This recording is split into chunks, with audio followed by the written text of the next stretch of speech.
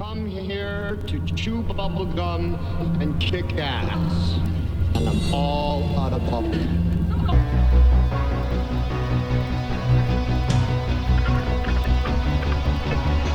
plane has crashed into the World Trade Center in New York. Trying to reconcile how Benghazi was not safe enough for the Federal Bureau of Investigation to go, but it was safe enough to leave a below-spec facility for our diplomats to stay in.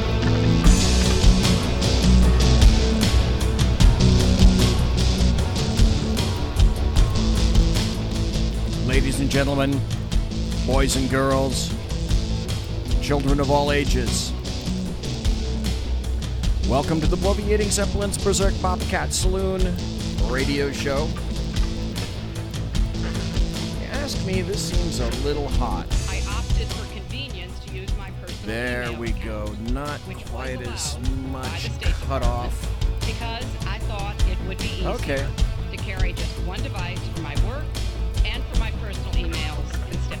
Okay, less distortion. I like it. Did not automatically save all departmental email until February of this year. You got a belly up to the bar. We've kept your seat. Emails were saved.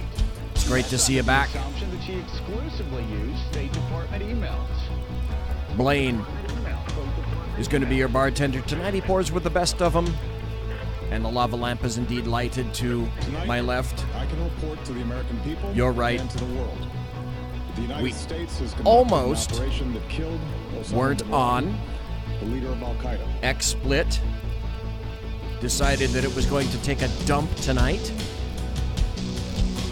And with last-second tweaking by Sackhead Sean, he's still here.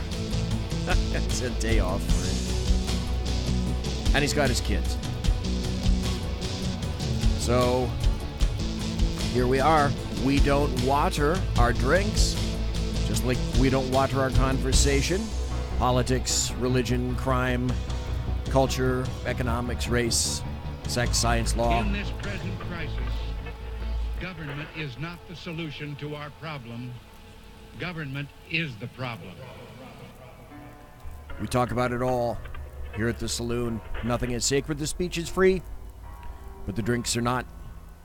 All that we ask is that you flush the toilet, jiggle the handle, and please tip your waiter or waitress. This is a different show. It's a different mood. It's a different time here at the SHR Media Network. We had essentially what was the last Sackhead show last night. And Jersey Joe is going to be on the show tonight. And looking very much forward to having him on. He hasn't had his own show on for probably about a month now. And it's been a couple of personal issues with Joe. And essentially what he said is that he's in hiatus for a while. Don't exactly know. Whiskey Dale, good evening, sir. Good to see you in chat. Anyway, Jersey Joe had to take a hiatus, and now it appears that Sackhead Sean had to take a hiatus for a while. And I'd like to talk briefly about that before we get into the show, because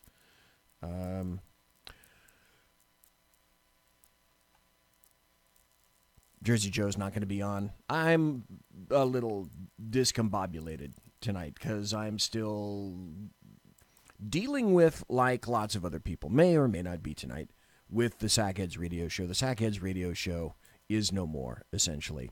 Last night was the last broadcast of the Sackheads radio show, as we know it. It came out of thin air at the last moment. It was completely unexpected. Sackhead Sean himself wasn't prepared either. I got the call from him about the show this past Monday, April 2nd, and because of unforeseen complications, his schedule was now such that he'd no longer be able to participate in the Sackheads radio show on Wednesday nights. And he came out with his own explanation in Facebook. It read, "Thank you, everyone, for listening tonight and for the last 5 years to Sackheads Radio. It's been an amazing ride. I've had the privilege of hosting with amazing people. I've had incredible opportunities through the years to interview some amazing people, and I've been touched by fans and hated by liberals.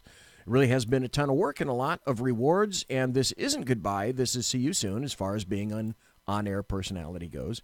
I'll still be involved behind the scenes with the SHR Media Network, just like he was tonight, fixing XSplit, and it's been a true labor of love.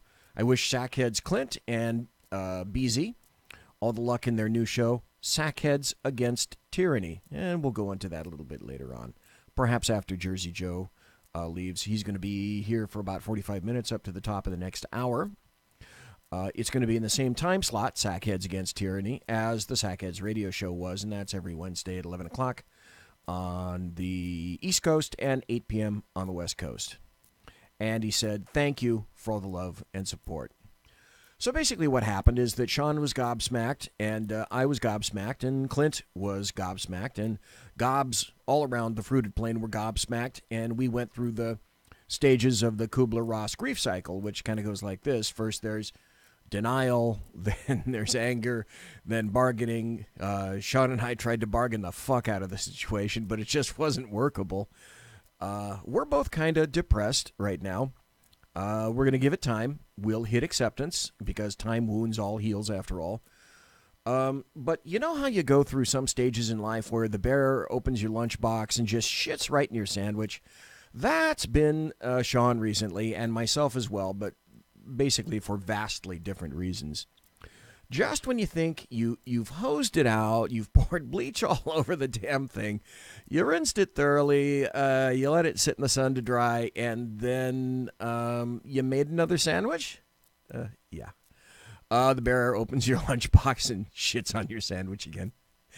I hope this isn't too scatological too early for everybody in the evening.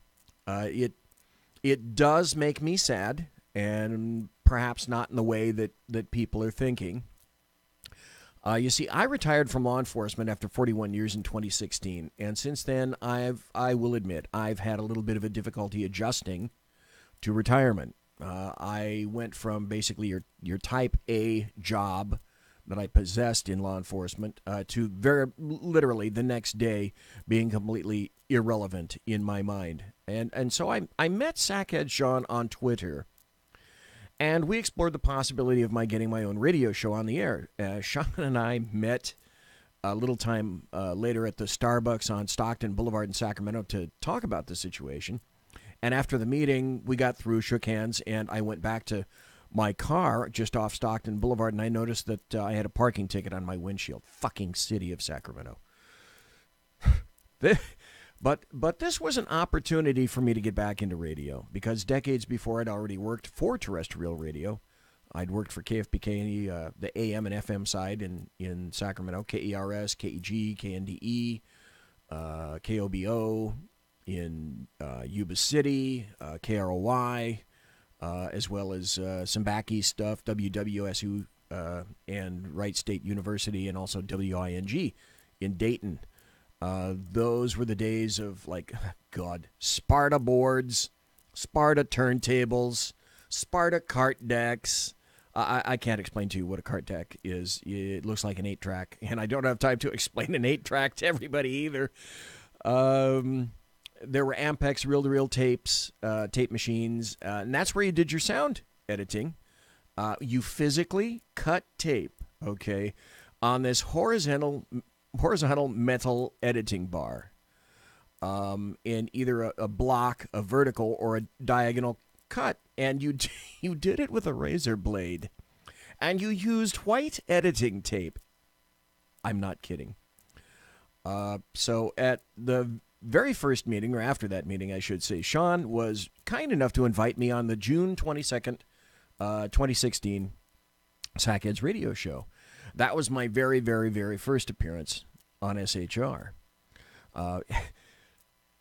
Sean warned me about Clint, though. He said, look, I think Clint is going to be good with having you on the show here, sitting in the studio. I'm not entirely sure, but I think so.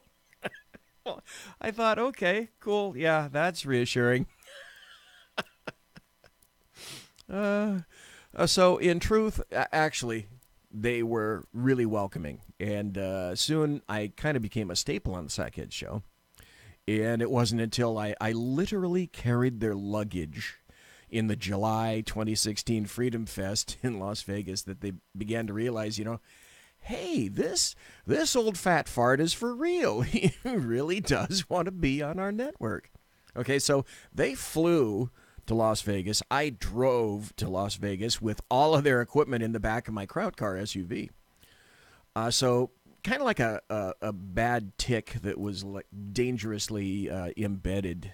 They finally realized that, I don't think the fat dude is going away. And that I had the temerity to actually yield physical labor for them. But I didn't produce my first show on SHR Media Network until the first one was Tuesday, January 17th of 2017. So I've been on the air with my own show for 1 year and 3 months. And since then, Sean and Clint have quite literally garnered my everlasting thanks, but my undying loyalty as well. They provided me with an outlet to vent. I'd been writing a conservative blog since 2004 at bloviatingzeppelin.net, and it got me through hard times in 2004. And this then, right here, all of this around here became sort of the perfect confluence of diversion for me, application, concentration, and it was therapy, literally therapy. Here were two guys with similar backgrounds to mine, and whose conservative philosophies just happened to mirror mine as well. And so, like that said, I'm going to have to make again my own personal revelation. They happened to save me, okay? At the time, I was rudderless, and I was searching for basically anything solid in the tumultuous seas, the likes of which I'd never before navigated. Retirement. Much to say about that, but obviously only much later. Irrelevance was a status that I'd never yet experienced in my entire life. And I went from valid to completely irrelevant in the span of 24 hours. It's like turning your badge, turning your gun, give us your shit, you're out. But the sackheads centered me, and I'm being quite honest about that. They gave me something to look forward to. They provided some personal dignity, some relevancy. It felt like I really had found a home with some really good new friends. And I did. I found a home and I found some new friends. And for that, I'll never forget their kindness. Because what happened is that, not unlike kind of a scruffy dog, the sackheads rescued me. So that, frankly, is why, in my case, not having the Sackheads radio show to look forward to every Wednesday night, it just kind of leaves, at this point, a chunk taken out of my heart. It is kind of painful and reeling, and I'll tell you what, I have had to stand back. I did not anticipate this at all, in even the slightest. Completely unanticipated. But I know, I completely realize that Sean isn't going anywhere, and Clint certainly isn't going anywhere, except when he goes somewhere. But I have to ask you, each and every person here that happens to be here right now, haven't you been in a situation, it may not be recent, but haven't you been in a situation where just by dint of presence, someone or something is comforting? Hey, wait a minute. Here's Skype. Look who it is. Let's answer. I bet, I had enough to say about that, because here is our guest for tonight. Here is Jersey Joe, the Reaver of Common Sense, broadcasting and talking to us all the way from Florida. And in Jersey Joe's parlance, it's about, what is it, about 11:15, 11:17, where you are, Joe, right now? Yeah, it's 11:16. Okay. So it's really late for Jersey Joe, and it's not all that late for me. It's like 8:15, 8:17 on the left coast, and, of course, in Bolivia, it's 19:23 and 17:18, 5.723 hours in Bolivia. So welcome to the Sackheads Radio Show. We haven't heard you for a while on the SHR Media Network, and I know you've got some of your own stuff to try to work through.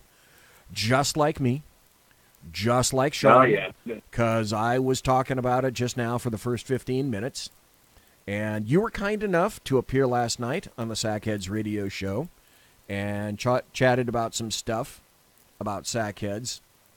But I'm sorry, go ahead, sir. Once I heard the news, I had to call in. I actually feel a little guilty because, I take my little hiatus, a little leave of absence. And for those that don't know, I've done it because of health issues. I've started my own company, and I'm really trying to get that going. So that's taken up a lot of my time. Like right before coming on air, I was actually in my garage working on a piece of tree trunk that I'm turning into a bench. But I feel guilty when I heard the news because they lost my show. And I'm not trying to say anything great about my show, but I had a primetime 2-hour spot. And then the main show of the station goes down within a span of just a couple of weeks. And it's like, shit, that's a big kick in the nads for SHR Media. I know it's temporary for both situations. I care about the show. Sean and Clint gave me a break to come on and rant and rave and give my point of view of what I see going on in the world today. And I'll never be able to pay him back for that. And like you, I was rudderless also. I went from being EMS, fire, Yes. There's that you are in control, everybody looks towards you. Yep. And then it's over, and you're sitting here going, now what do I do? Exactly. Who the fuck am I? What the hell? Sorry the language, but no. who am I now? It's like, what the hell just happened? And literally, it occurs, and you will attest to this, it occurs in the span of 24 hours where you were someone who was valued, consulted. I don't want to make it sound like a power trip, but you had authority and direction because you wanted to be there for helping people. And you didn't just help the populace. The cool thing about it was that I was always involved in training, and because of the length of service where I was, people would come to me for solutions to problems. I was a valued solver of all sorts of issues. And to be perfectly honest, I enjoyed it. There were some times when I hated it, but to be a valued member of a group, an organization, like a family, and the fire service, law enforcement, emergency responders, they're like a family. They become a second family, if you will. And then one day... There's fighting in between. Oh, yes, there is. But it's like the brothers and sisters, as soon as somebody else steps in on it, everybody turns around and goes after that one person, then, back to the shenanigans. Yep, exactly. And it's a valued family. They become an adjunct of your actual, real family. I mean, you get together, I don't know, it's not exactly the same as it was, but it used to be that somebody would have a kid, you'd have a party, and everybody would come. And you had an anniversary, you'd have a party, and everybody would come. You had a birthday. There's a whole clique. A whole big slew of things. For example, in Sacramento, what everybody would do is, I don't know if they are popular on the East Coast, but out here on the West Coast, crab feeds. are really popular. So I got into helping produce a crab feed. I mean, there was a time when I was working at EVOC that we used to go to 3 or 4 separate crab feeds in a season. And, man, I'm telling you, everybody came. You'd have everybody from one organization, everybody from EVOC, everybody from the range, folks from patrol. Yep. They'd all get together, and it was just a ton of fun. And it was a community, and you felt like you were a valued member. And then in the span of 24 hours, because life moves on, whether you like it or not, in the span of 24 hours, you go from, I had some value, to, let's see, I'm kind of lower than whale shit now. To be honest, one night it really hit me, and I just sat there and I just started crying. My wife's like, "What?" And I was like, "Well, what am I going to tell my daughter?" You know, as an EMT, I can tell my daughter I was an EMT firefighter. I saved lives. Yep. That's what I do, hon. Yep. I don't do anything. I'm broken. You know, and it's not an ego thing, but it's just who I was. Everything I was on that rig. It becomes part of who you are, and probably some people in the audience listening live. And by the way, welcome in chat to Jersey Joe. That's you. Welcome to you. There's Mike. There's the Traveling Cynic. There's Mary Brockman. Welcome, Mary. Your chair is awaiting. And Whiskey Dale. Welcome to everybody in chat. Thank you for being here tonight. But it becomes part and parcel of who you are, and to have that portion of your life end, unless you've done something that I didn't, because I just was a moron about it. Unless you really, really, really plan for retirement, or you just fucking hate your job, and I didn't hate my job. No. It's a kick in the nads. And it's tough to get over. So, you know, boo fucking who, Bloviating Zeppelin. No one wants to give a crap. No one gives a crap about, you know, you're tearing all over everyone right now. Except that, as I said, timing was everything. And meeting Sackhead Sean came about, and then having a radio show and a blog to write about. For me, Joe, it was a perfect timing in the swale of a perfect storm. I agree. It's for me, and it actually helped with my marriage, because I'd be sitting there bitching and moaning about shit, and my wife's like, "I don't care. I'm tired of hearing about it. Shut up." You know, because she doesn't exactly like politics. She thinks everything that goes on is stupid. They're just ego trip morons. But she's not far off. But she kind of has the attitude that nothing she does will change things. She does vote, but you know, it's that mentality which annoys me.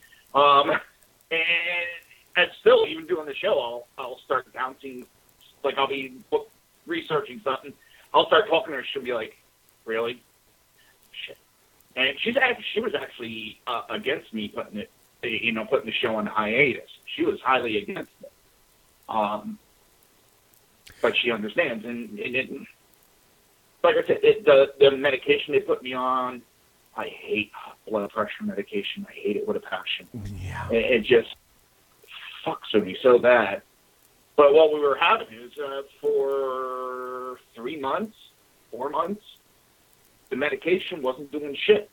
And my blood pressures were up in 150s, 160s, and the medication wasn't doing anything. So I kind of had to take it easy a little bit. And like I said, also the woodworking, I mean, it just, that's actually calming and soothing. Yes. Especially when you get behind a lathe. Yep. You're on that lathe, and it's hypnotic. And it just, like I said, I'll be out there. I was out there before the show. I kept looking at my clock and going, all right, I only got a couple more minutes of sanding to do, and I got to go inside and clean up. Doing a lot of this woodworking is very relaxing.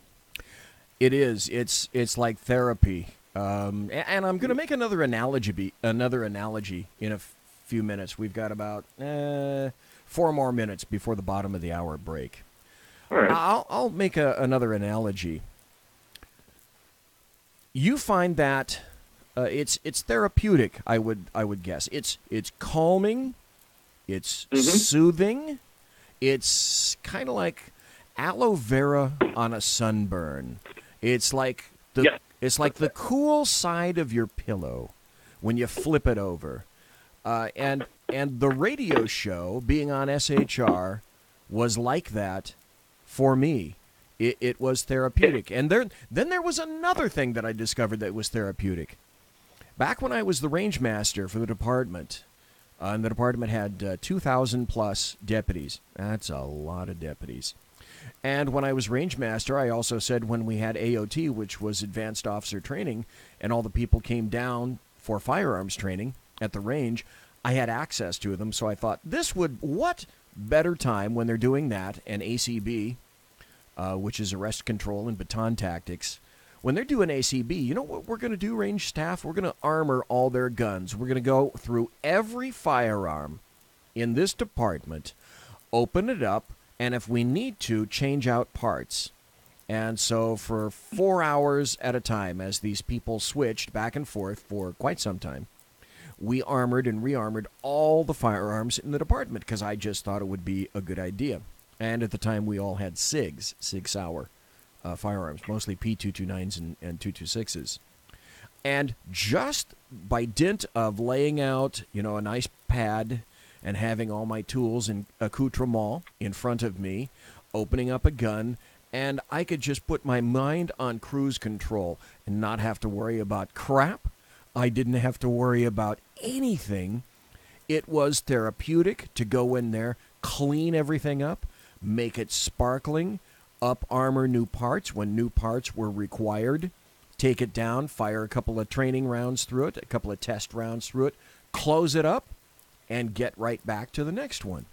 That, for me, was therapeutic. In a fashion that I would wager woodworking is therapeutic for you. Yeah. And then one of the problems I was having with my show is it seems like I was covering the same stuff over and over again, because that's what's going on in the media. Yeah. This whole collusion, Russia, and it's Russia, women, sexual assault, racist, rinse and repeat. And that's all it's been doing, and it gets kind of tiresome when you keep having to say the same thing over and over again. It does. It gets old, and I'm trying to do 2 hours worth of it. And I don't want to use the term burnout, but it just got to a point. It was frustrating because it was the same crap, but it has to be said because, well, the Democrats are doing anything and everything to try to ruin this country. Well, very, very true. Oregon, what is it? The Oregon governor has refused Trump's request hasn't specifically asked Oregon, but she said she will refuse activating the Army reserves. Well, that's true, and they're doing it's just a childish maneuver. For number one, he did not activate Oregon, and she comes out in the media for it. And it's like, really, you're just after some 15 minutes of fame. Shut up and go back to your hole. Yeah, she's after press. That if there's one thing that's very true, she's after press. In the chat room, Traveling Cynic asked if I was involved in explosives, and yes, I was. When I was range master, as I used to quantify, I was in charge of everything that went boom or bang in the department. And then before that, in the 90s, I was a brief member of EOD because I came to my senses right after I went to the Redstone Arsenal and decided that, I didn't want to come back and be named, like a bad dog, with a cute name like Tripod or Stubby or Headless or anything like that. I thought that was kind of bizarre. Or Lefty. Or Lefty. That wouldn't be good material for me. Folks, we're talking to Jersey Joe, the Reaver of Common Sense, right here on the Bloviating Zeppelin's Berserk Bobcat Saloon radio show. Live and direct on the SHR Media Network. I'm broadcasting behind enemy lines in occupied California. We're going to go to a break, come back. Jersey Joe's going to be with us until the top of the hour. Then after that, we're going to get into some more buttery political goodness, but please, oh so pretty, please don't go away. Conservative media done right. You're listening to the SHR Media Network. Featuring right thinking from a left brain and doing the job the American maggots won't. BZ is fundamentally changing America one diaper at a time. Just when safety pin manufacturers are running out of metal for the diapers of the leftists, where the speech is free, but the drinks are not. The Bloviating Zeppelin's Berserk Bobcat Saloon can be heard every Tuesday and Thursday night, commencing at 11 p.m. Eastern and 8 p.m. Pacific, where pushback is a requisite art form in and of itself. Let your ossicles be truly liberated when you listen to the Bloviating Zeppelin's Berserk Bobcat Saloon, only on SHR Media Network. No ferrets were harmed in the making of this ad. When dirty politicians, shadow governments, and deceptive Islam blind the world with fake stream media smoke, their only fear is one man with a cane. I'm Dave Milner. Join me through shrmedia.com, highplanestalkradio.com, and the Western Free Radio Network at Spreaker, YouTube, and iTunes for a different perspective weekly on the Unpleasant Blind Guy. And catch me on Jeff Mitchell's EDL Radio on blogtalkradio.com. There's no surrender ever, because truth is not always pleasant. This is Sam on SHR Media. You can listen to my new show starting on Tuesdays in January.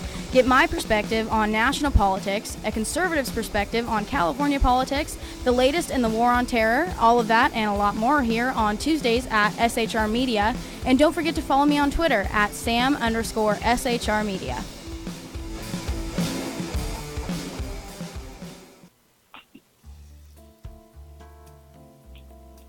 Human by race, Christian by faith, American by nationality, and conservative by choice. Reverend Ralph J. Chittum Sr. is the right guy on SHR Media from 8:05 to 9 p.m. Monday through Friday. And if on the rare occasion I am ever wrong, I will still always be right. The right guy on SHR Media.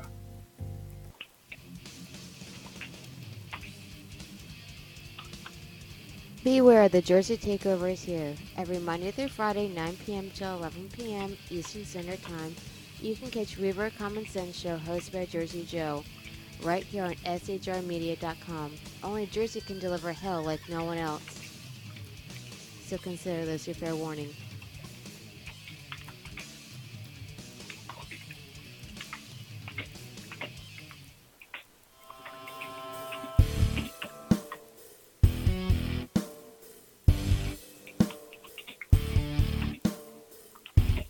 In a world controlled by corrupt politicians, a team of ordinary men emerge from the ashes to give voice to the voiceless, hope to the hopeless, clues to the clueless. Sackheads Sean, Sackheads Clint, and Sackheads BZ. The Sackheads Radio Show every Wednesday at 8 p.m. Pacific and 11 p.m. Eastern on shrmedia.com. Watch on YouTube, Facebook, and the High Plains Pundit Network. The best in late-night conservative talk. The Sackheads Radio Show, only on the SHR Media Network. Go ahead, I'll say it. Some of the best A-roll is going to be evil. Like, what are you talking about? Just the last question that you cut in a couple seconds. Yeah, I'm a freaking artist. I can't just come up with this shit off the top of my head. Are you freaking kidding me right now? Good point. Exactly right. Hey, this is Sackhead Clint, and I'm with Sackhead Sean, Sackhead BZ. No communists allowed on the SHR Media Network. Damn straight, mister. Back to the show. Conservative media done right. You're listening to the SHR Media Network. Ladies and gentlemen, boys and girls, children of all ages, you're listening to the Bloviating Zeppelin's Berserk Bobcat Saloon Radio Show live and direct from the SHR Media Palatial Studios in Sacramento, Fornicalia. I am broadcasting behind enemy lines in occupied California, 2 miles from the veritable Bill Mill, the locus of evil on all the left coast.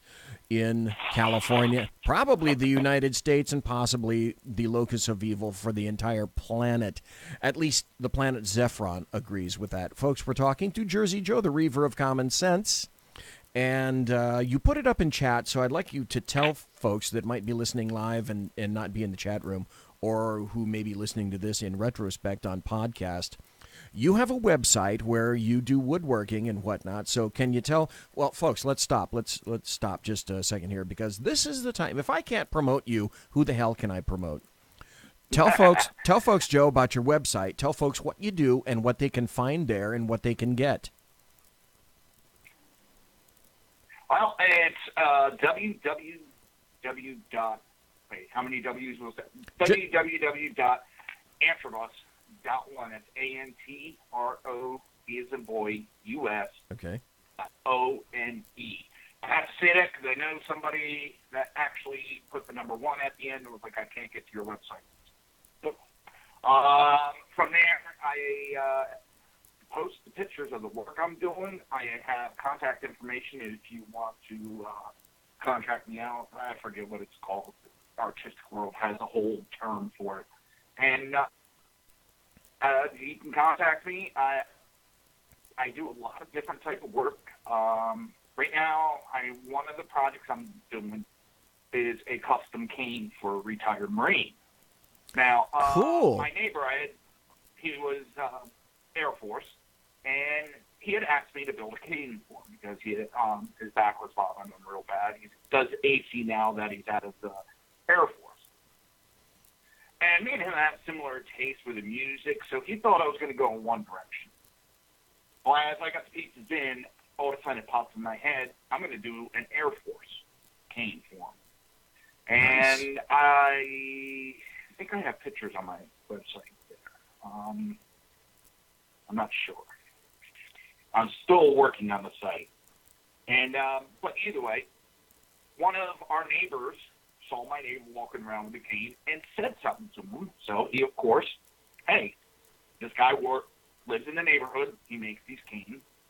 So I get a knock on my door and comes over, and, you know, this one almost really got me. Because he's like, were you in the service? I was like, no, sir. When I turned 16, I jumped on a fire truck, volunteer, and that's what I did for a career. And he looks at me and goes, you served. That's the same as what we did. Exactly. And you know what? I've had that multiple times where I've had military guys that have been at war, and they bought me drinks saying, well, you know, you're the same as us. You just stay back. You know, we go to war and get shot at. You're going on the ambulance and getting shot at. He goes, at least I had something to shoot back when you don't. So that was nice. But I'm building take 2. The first one, there were some issues structural when it snapped on me. Because I tested, I'm a big guy. Well, I'm down to 300 now. Well, 307. And I saw some structural issues, so I really put my weight into it and snapped it. So I had to start back over, and now I'm doing a walnut. And I mean, I'm doing inlays in the wood, and then I'll carve out the handle. I don't buy pre-made handles, no nothing. I do it all myself. Cutting boards, I have fun doing them. They're fun doing the inlays, throwing different woods in. And like I said, right now it's going to be a long project. I got a tree trunk section. And I'd say it's about 3 foot across right now. And that's the small one that I started with. I have a bigger one. And that will be a coffee table. But those take at least a month. It's about a month worth of work on those. So, yeah, if you go to the website, www.antrobus.one, it's still a project, you know, in the making. I just actually finished the paperwork with the state and all that. So the company just is getting up and running. It's Antrobus LLC. And thank you for the cheap plug. Hey, it's my pleasure. Like I say, if we can't self-promo each other and Bigfoot each other's shows, I don't know what we can do. Which is another thing that I should recognize. When I first got onto the SHR Media Network, I found myself what I call bigfooting other people's shows. And I went to Ken McClinton's show, and I'm still occasionally on there on Monday nights for about 15 minutes or so. And so I went and bigfooted here and bigfooted there, because I still did not have at that time my show yet. So I thought, okay, maybe it's time to see if you can spiff up your chops just a little bit. And I have to admit, thank you, Jersey Joe, because I would Bigfoot your air every now and then when you would have me on for a half hour or an hour or so. And so I have to tell you, thank you for that, because in the process of doing that, you helped me. I don't know, maybe you thought I was helping you, but in truth, just like SHR, just like Sackheads, you were helping me, they were helping me. And in retrospect, I greatly appreciate it. I should have thanked you a long time ago, but I'm thanking you now. I really appreciated it. It was my pleasure. It truly was. I always had fun coming on air with you. I remember when at first, though, I was kind of intimidated because here's an older gentleman with a very older,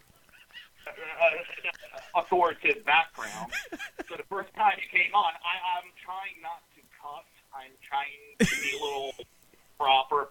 And all of a sudden, you just started cussing. We're like, oh, I'm sorry. I didn't mean that. I'm like, oh, shit, no, don't worry about it. I'm from Jersey. I'm used to it. I was trying to watch my mouth with you.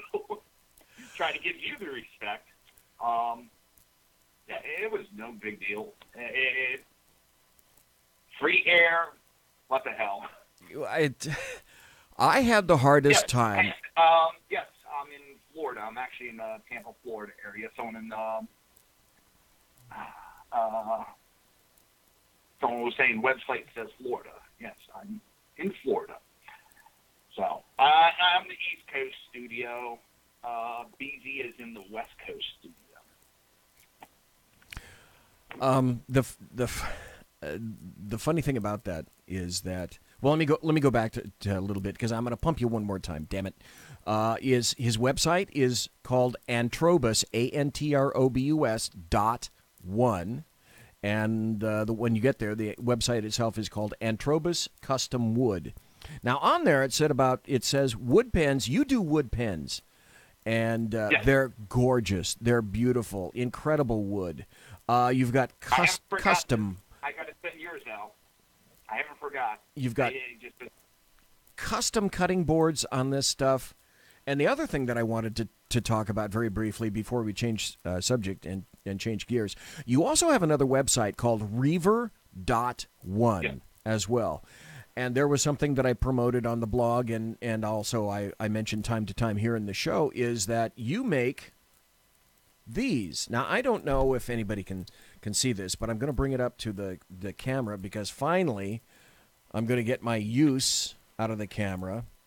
I have a thin blue line, corded parachute cord, that this is personally made by Jersey Joe.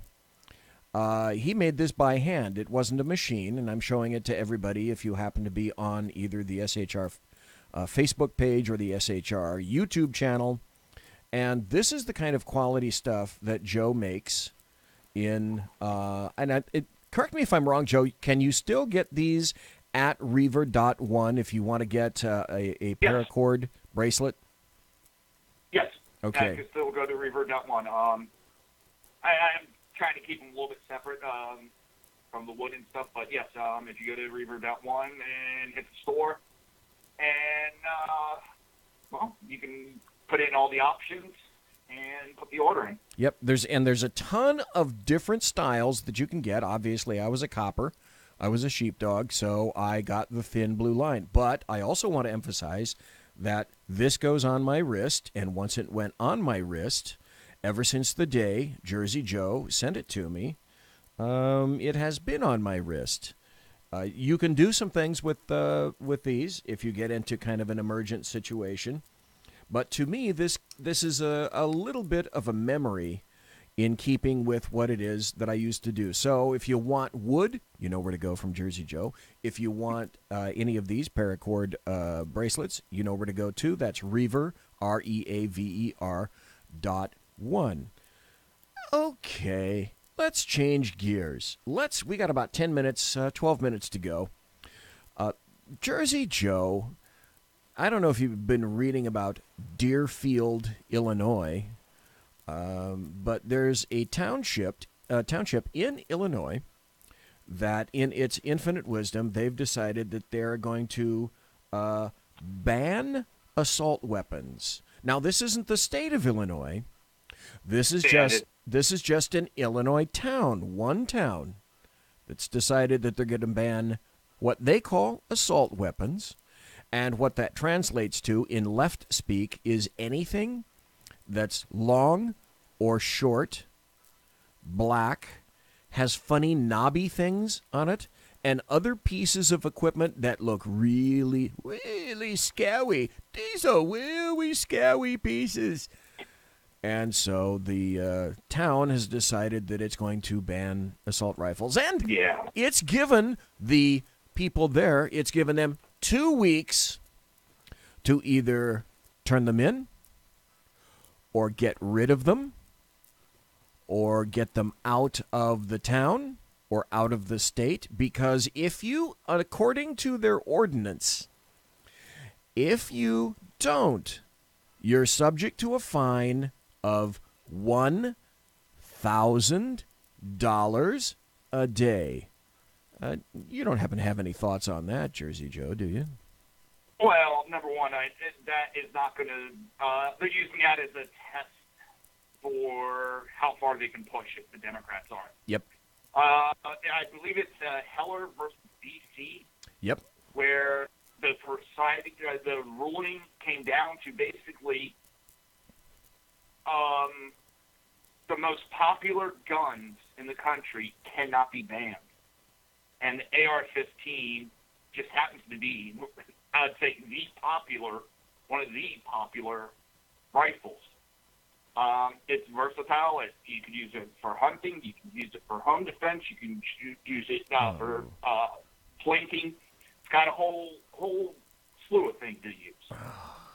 Now, I'm laughing because in my county, Hillsborough County, it hit the news around here big. We had one of our county executives try to put a ban through.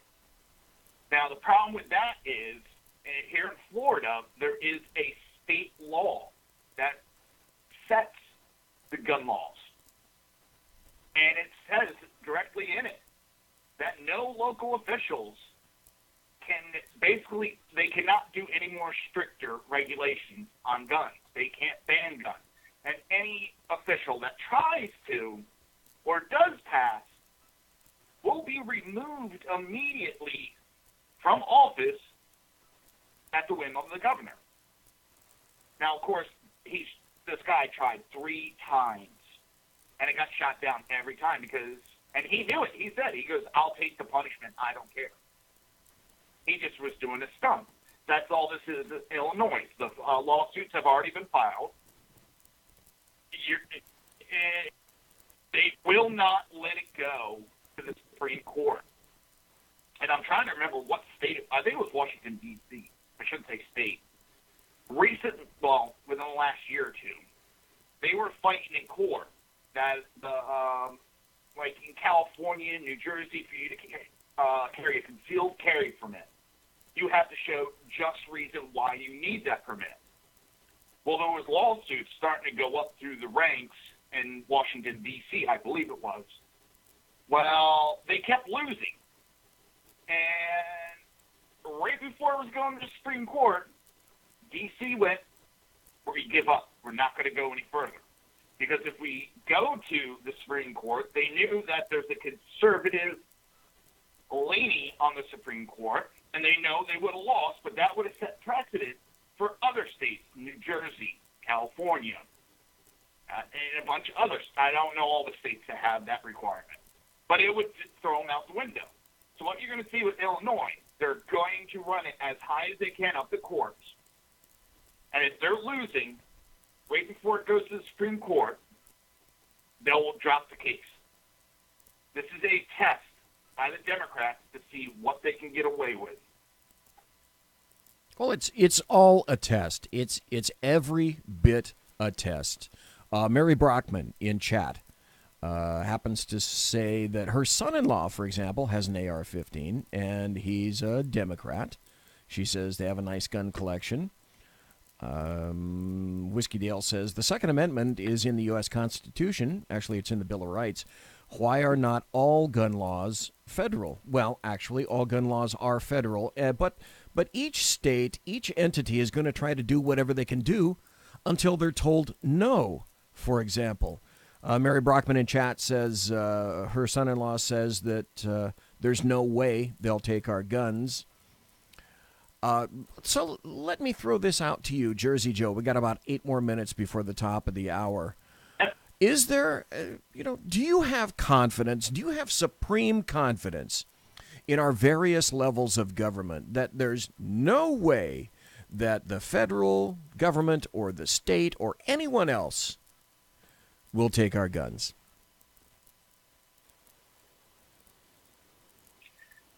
Tough question, because you got a lot of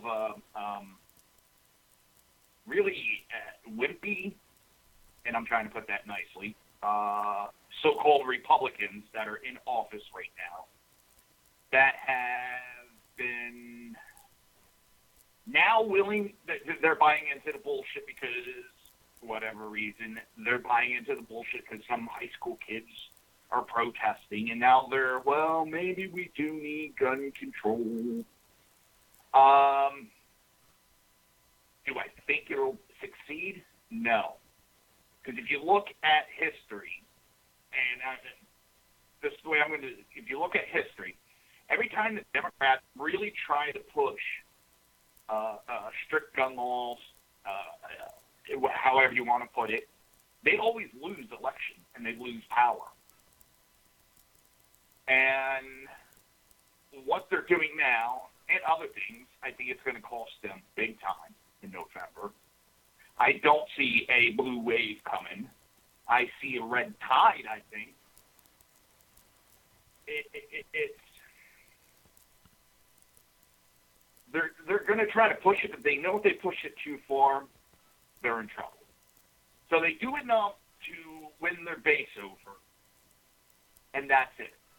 They know not to actually go full bore or try to confiscate guns. They want to, and actually, I'm going to jump over to another subject. I mean, it's on guns, but I'm going to jump. What they're trying to do, I don't know if anybody realizes this, and I've talked about this a lot on my show. They're trying to make it so that it's so difficult for the everyday person to get a gun. Yes. Now, they're not going to ban it right now. They're going to make the requirements so hard that you go, it's not worth it. So, as time passes, and everybody's saying it's not worth it, then they could ban the guns, because everybody would be going, well, I couldn't get one, I don't give a shit. And in the late 80s, after Reagan was shot, the Democrats hired a think tank on how to ban guns. And this is what I always went back to all the anti-gunners that say, we don't want to take your guns away. That's exactly, they did a think tank, and it was make the restriction over years so difficult, make it worse and worse, under the guise of gun sense. It's just going to make it difficult, and that's what they want to do. Well, it's that's why they're going to try, but I don't think they'll succeed. Here's why California is a cautionary tale for everyone else. And folks, if you think that what occurs here in the far left coast isn't cautionary, you need to open your eyes, because what happens here is wanted all across the fruited plain by leftists in all their little blue venues. Leftists still think can I jump in real quick? Because Mike Sure. just put in a chat room that banning ammo or at least making them ammo so expensive so that guns are unusable. They can't. Supreme Court has ruled that they cannot do that to ammo because it's part of the gun. So they can't do anything that makes it difficult for ammo. I see that often. People saying, well, we'll just make ban ammo. You can't. It's part of the gun. Supreme Court already ruled on that. Don't remember the case, but... You can't ban ammo, but you can insist on modifications to ammo.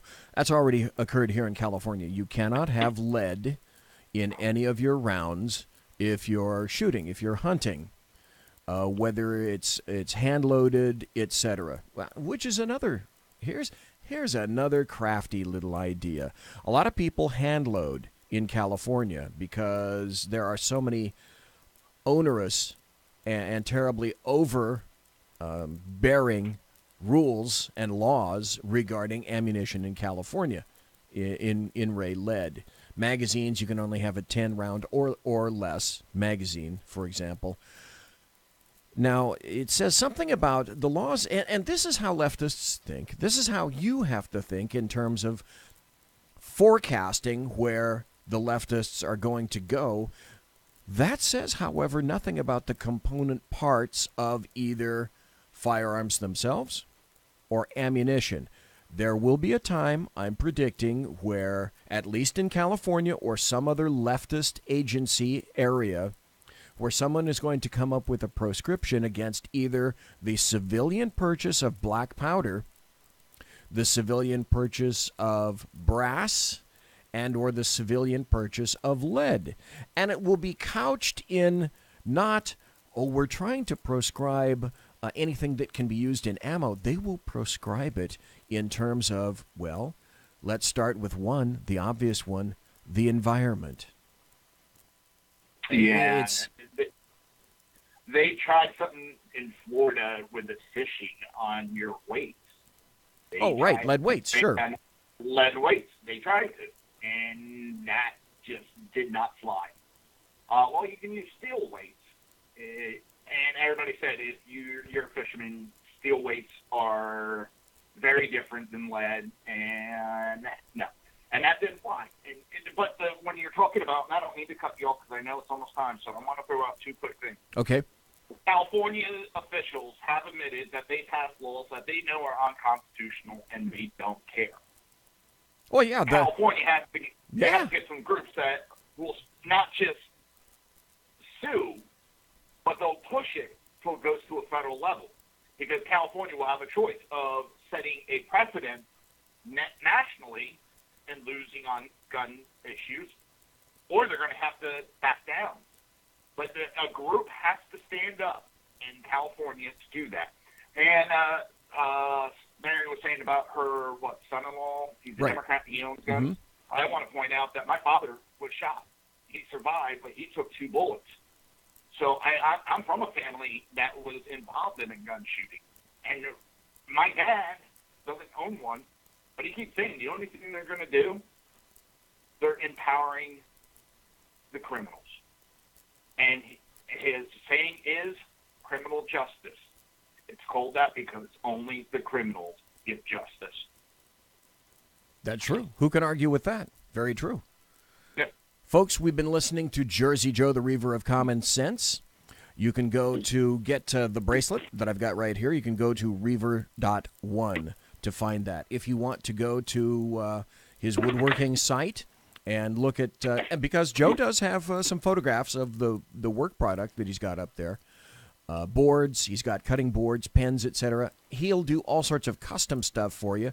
All you got to do, Antrobus, I pronounce it Antrobus, Antrobus, Antrobus.1. And you can find his woodworking and custom stuff right there. Jersey Joe, it's the top of the hour. Thank you ever so kindly, sir, for being here. It was a pleasure, and we got to have you back. You'll have me back, and hopefully, probably not too far down the road. I am off to the garage to get dirty, to finish some stuff up before I try to get some sleep. Thank you for the airtime. I appreciate it, and appreciate the invite. Thank you, sir. Thank you ever so kindly, because in Jersey Joe land, in Florida right now, it's midnight. It's midnight and about 75 to 80 degrees now. Oh, so I'll make this. I'm sorry. Go ahead, sir. Oh, I was just going to say I got to rub it in for the northerners that have been getting snow. Which used to be you. Right now in Sacramento, it's Yeah, I know. it's 55 degrees, and it's raining like crazy. And we are going to get a big flood late tonight, all through Friday and all through Saturday. And up at my place at the 4,000-foot elevation in the Sierra Nevada mountains, I'm supposed to get about another foot of snow in April 5th, 6th, and 7th. Woohoo! At least no drought. Thank goodness for that. Exactly. Thank you, All sir. right, BZ, you have a great night. Great. You Bye. take care, sir. Folks, we've been talking to Jersey Joe, live and direct on BZ's Berserk Bobcat Saloon radio show. We're going to take a break. We're going to come right back. Boy, I tell you what, BZ, I am going to be busy this weekend making new cuts, new promos, and new intros for the show to replace the sackheads that I'm going to tell you about when I come back. Don't go away. You're listening to the SHR Media Network. Good evening. Broadcasting behind enemy lines in occupied California, the bloviating Zeppelin's Berserk Bobcat Saloon radio show is featured on the SHR Media Network every Tuesday and Thursday night for 2 hours at 11 p.m. Eastern and 8 p.m. Pacific. Whilst manufacturers are running out of metal for the diapers of the leftists, BZ continues to radically change the world of leftists, one diaper at a time. Stop balancing your checkbooks. Stop cleaning your fish tanks. The bloviating Zeppelin's Berserk Bobcat Saloon radio show is your magnet for truth, justice, obesity, a darkened studio, and late-night freedom. No United States of America freedoms were abridged in the making of this ad. Human by race, Christian by faith, American by nationality, and conservative by choice. Reverend Ralph J. Chittum Sr. is the right guy on SHR Media from 8:05 to 9 p.m. Monday through Friday. And if on the rare occasion I am ever wrong, I will still always be right. The right guy on SHR Media.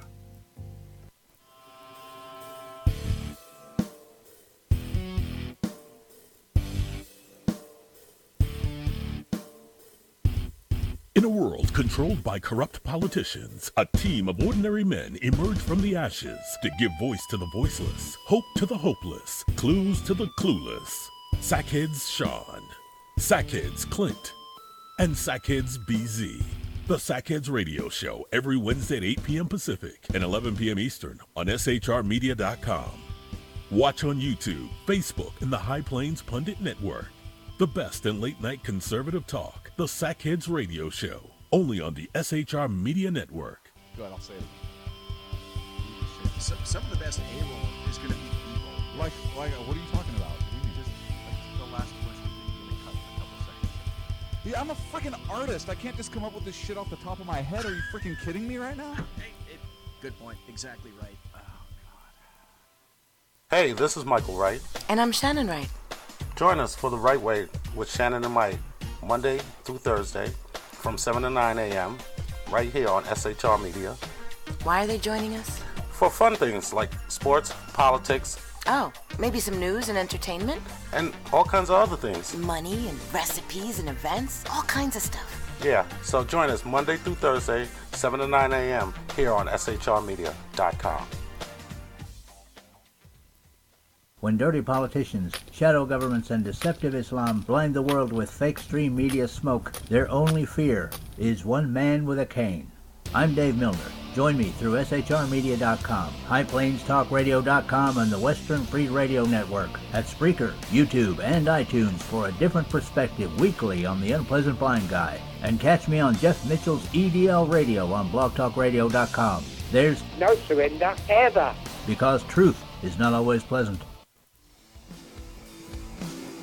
This is Sam on SHR Media. You can listen to my new show starting on Tuesdays in January. Get my perspective on national politics, a conservative's perspective on California politics, the latest in the war on terror, all of that and a lot more here on Tuesdays at SHR Media. And don't forget to follow me on Twitter at Sam_SHR Media.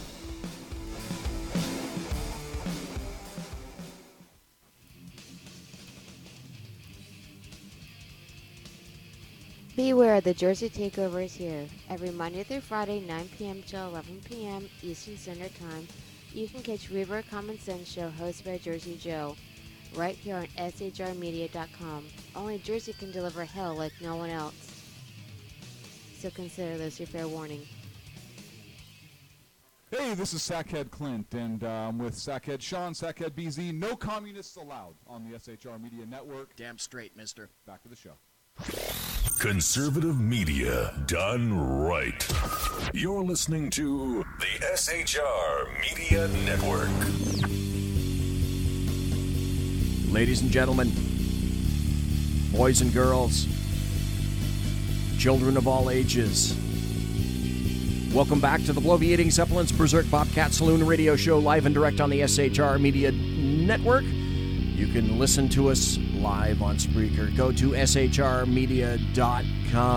.com. I guess that's how they say it in Boston. .com.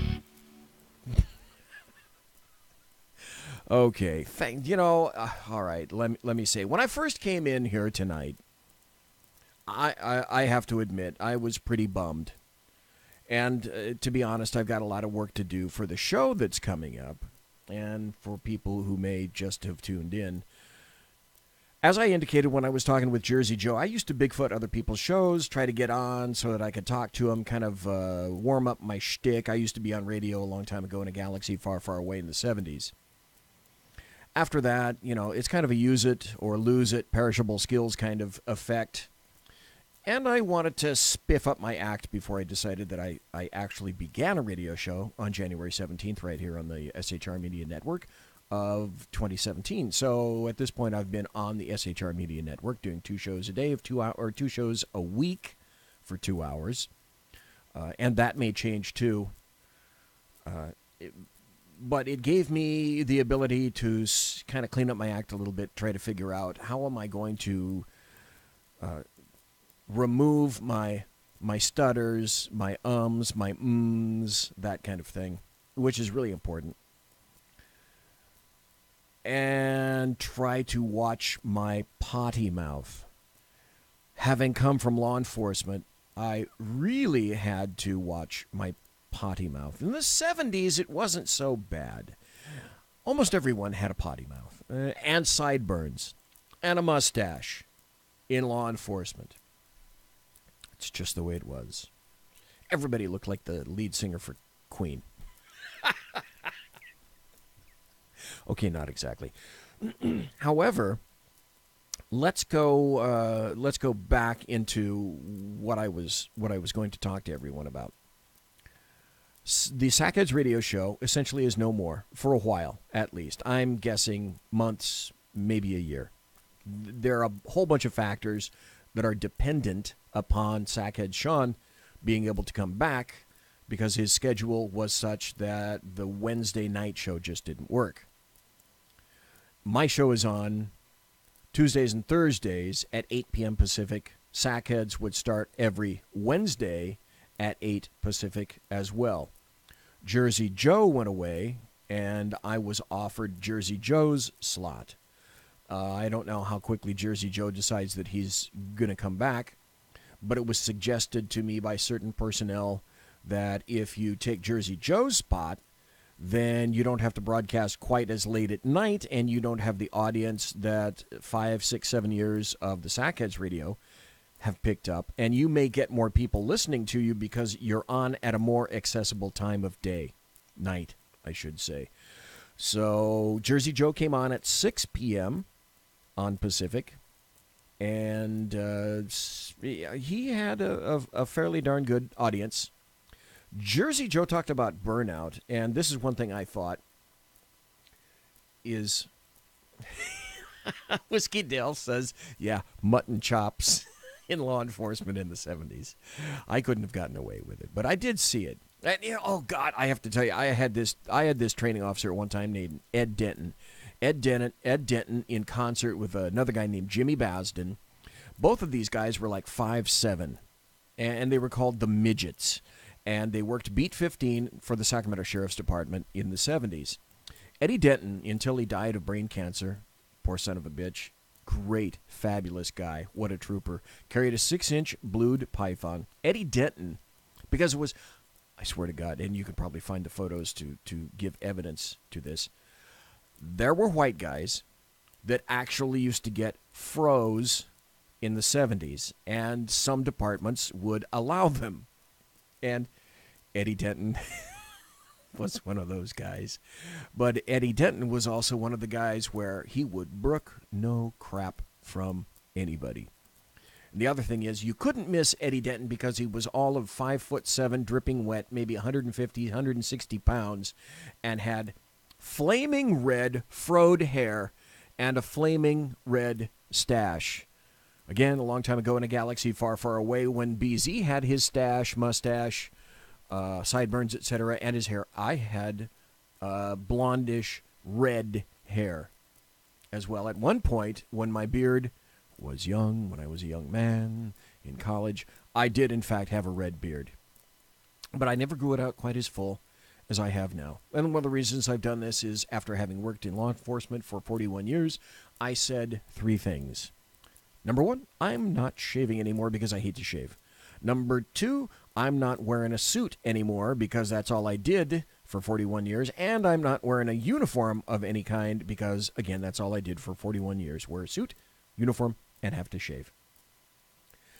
So much for the Sackheads radio show. They are gone because of a scheduling conflict with Sackhead Sean. But because Sackheads radio show has acquired such a very solid audience, we sat down last night at dinner before we got aboard the Sackheads radio show and decided we really need to have a show to occupy that same Wednesday night slot.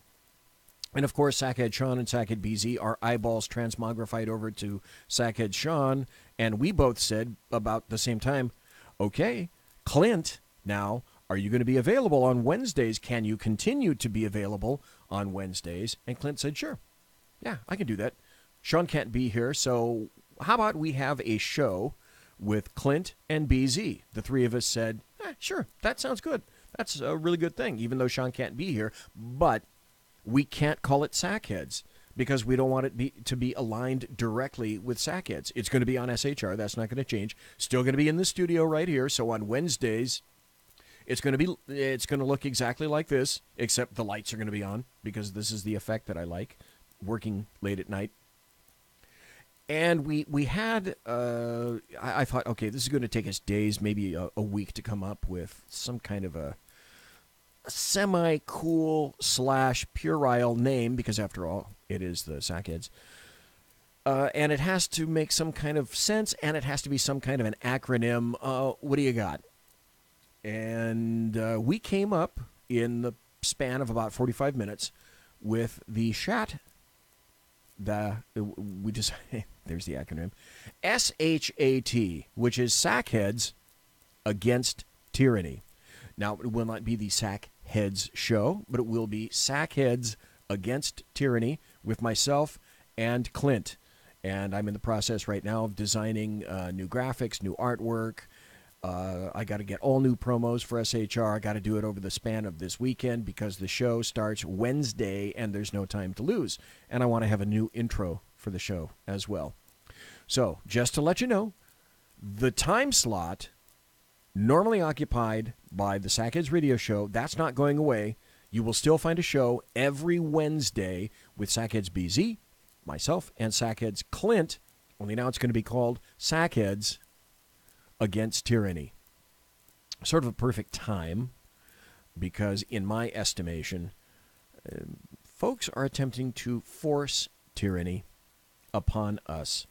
Well, we talked very briefly about the place in Deerfield, Illinois, where this village has decided that it wants to take firearms.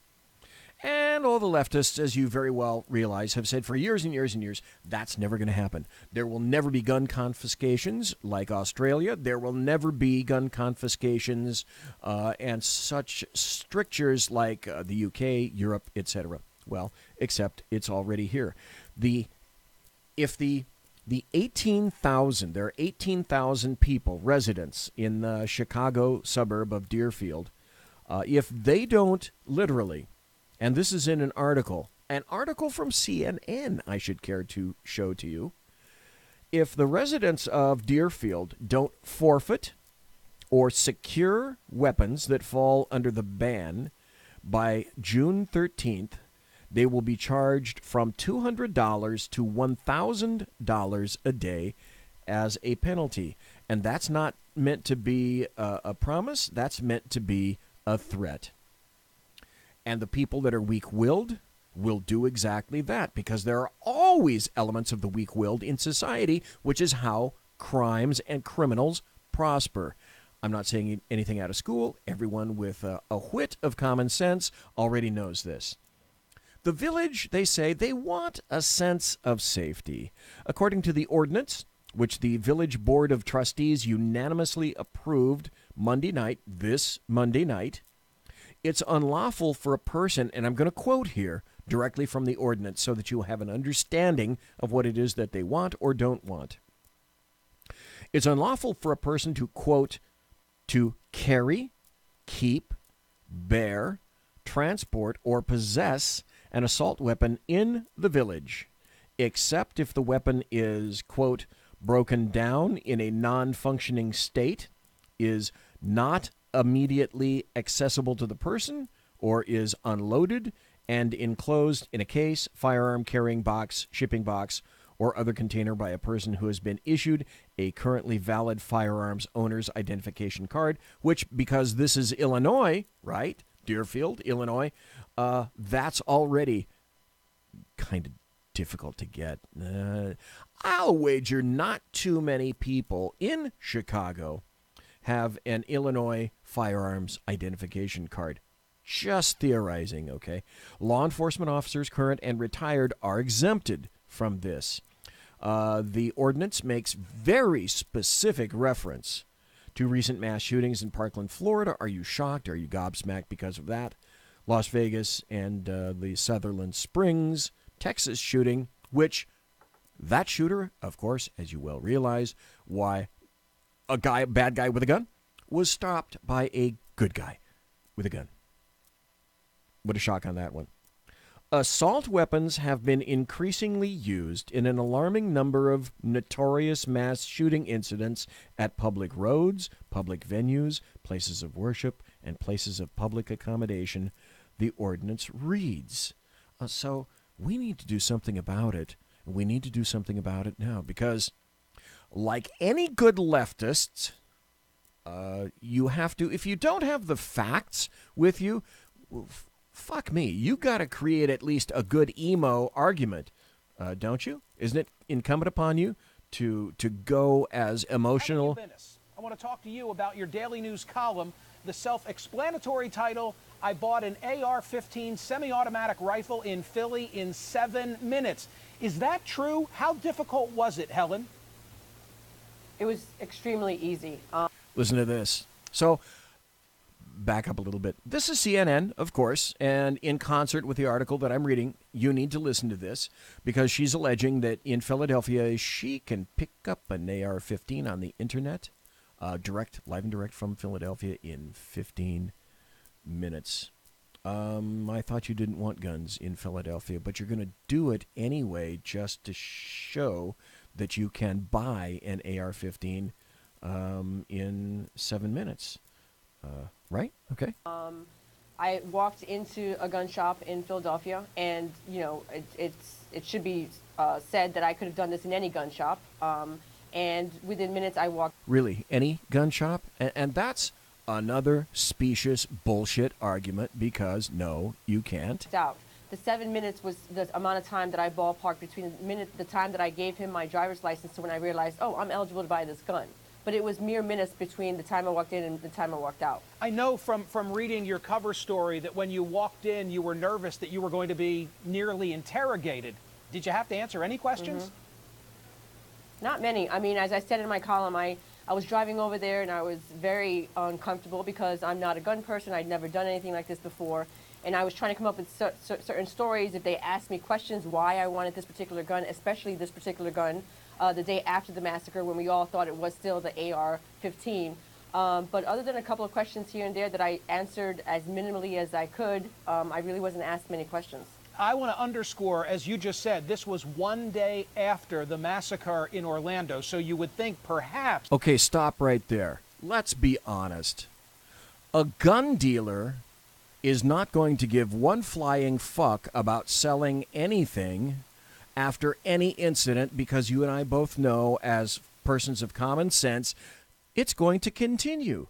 Look at knife crime in London. Look at gun crime. Oh, Chicago, Baltimore, for example. It's not going to stop unless you confiscate, but you can't say that, and you can't go there. So gun dealers should have reverence after every shooting somewhere in the world. There's going to be a shooting. You really shouldn't be selling a gun just because you're in the business of selling guns, right? There would have been some heightened attention paid to an individual who wanted to acquire the type of assault rifle that you did, but that wasn't the circumstance. It wasn't, and to be honest with you... But that wasn't the circumstance! I was a little, I would think, suspicious looking. I was nervous, I was sweating, I didn't look comfortable. I was asking for this particular gun that at that time we all thought was used in the massacre. The gun was one that was in the window.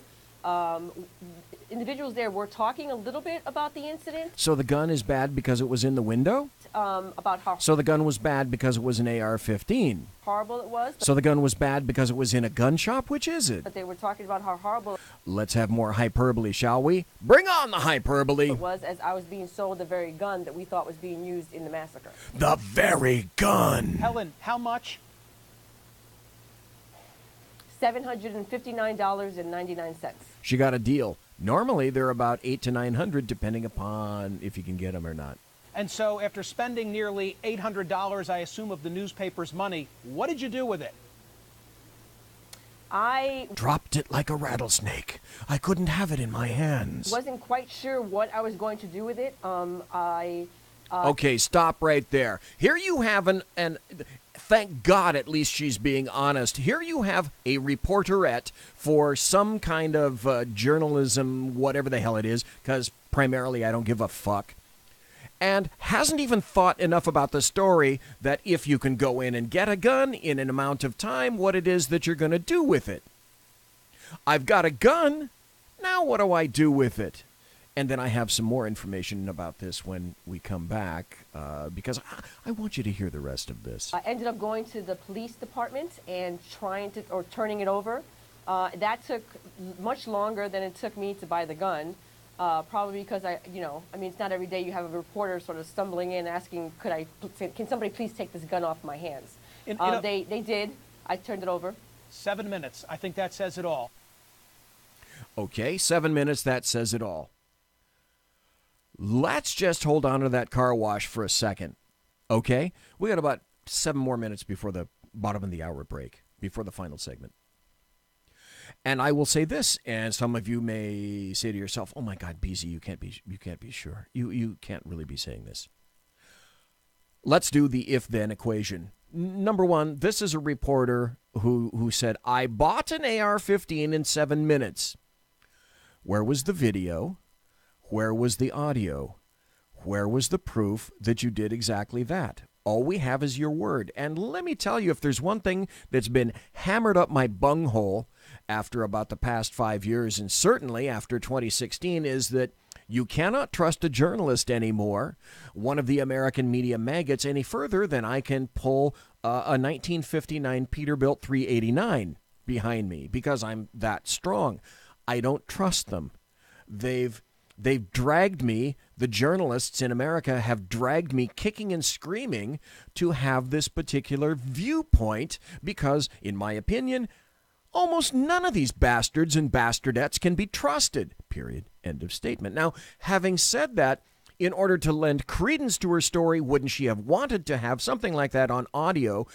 Think of what a great story that would make if you not only had it on audio, but perhaps if you had it on video. Your newspaper, whatever outlet you're working for, and again, I don't give a flying fuck, should, if they're willing to spend that amount of money, $800 on an AR-15 that you so quickly got in 7 minutes out of a gun store, Oh, why didn't you spend the other $100 for either one of these digital video recorders that you could put on a lavalier mic and mic yourself up as you're going into the gun store, or you could get yourself a little video cam. Think of how cool you'd look when you put that video up on YouTube. Think of all the hits that you could get. You could become a Twitter sensation. You could have your own YouTube channel. You could go to Instagram. You could have your own Facebooky page. How great she would have been had she done that. Well, she didn't even fucking think about, oh, okay, I'm walking away with this AR-15.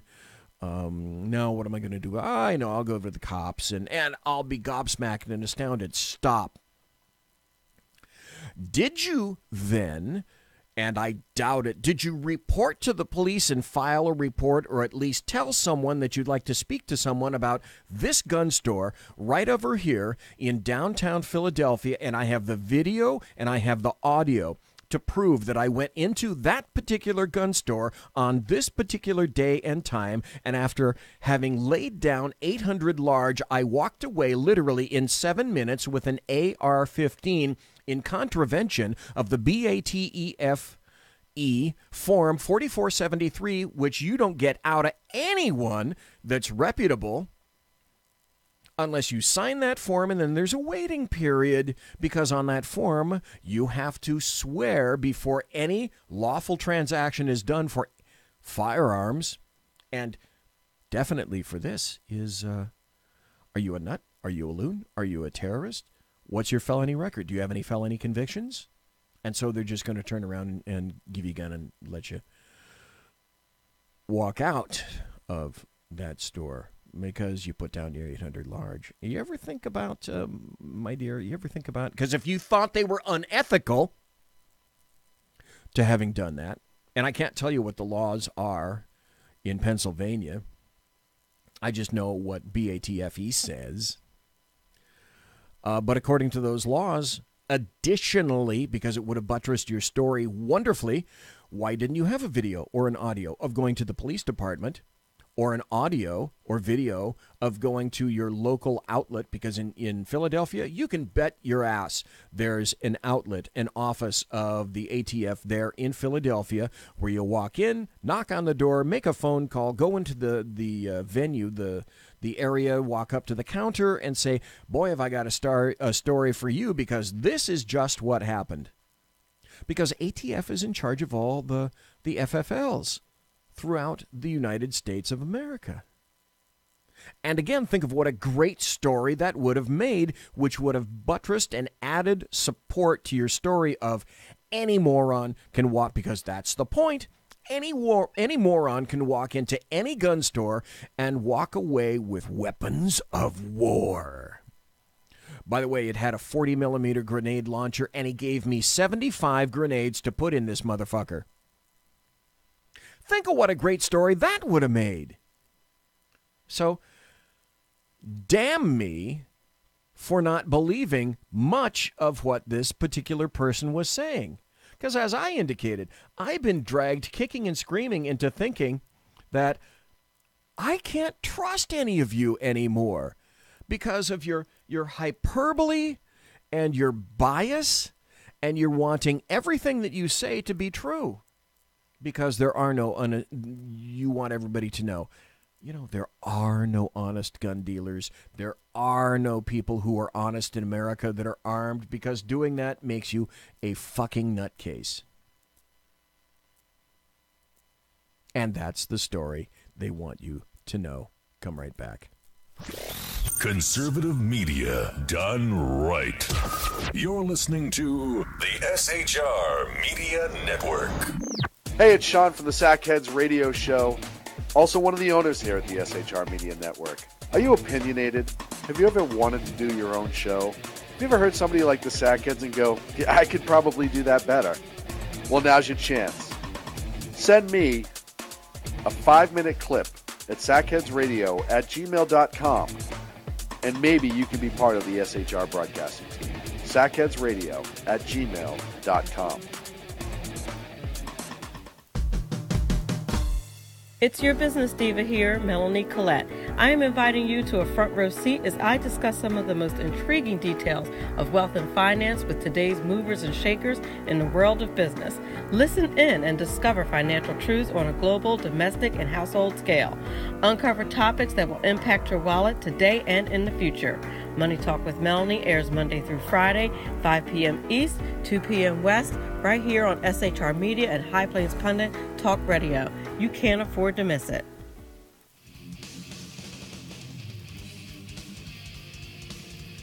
Beware, the Jersey Takeover is here. Every Monday through Friday, 9 p.m. till 11 p.m. Eastern Standard Time, you can catch Reaver of Common Sense show hosted by Jersey Joe, right here on shrmedia.com. Only Jersey can deliver hell like no one else. So consider this your fair warning. Hey guys, this is Sean from the Sackheads Radio Show. Check us out every Wednesday, 8 p.m. Pacific on the SHR Media Network. And this is Sackhead Clint. As the best-looking one of the bunch, it's my duty to remind you to check us out on our YouTube channel. And don't forget to check us out on the SHR Media Facebook page. The best-looking one? Really? You going to go there? No, Every Wednesday, 8 p.m. Pacific, right here on the listeners' SHR voters' choice. Media I have the award. Network. Human by race, Christian by faith, American by nationality, and conservative by choice. Reverend Ralph J. Chittum Sr.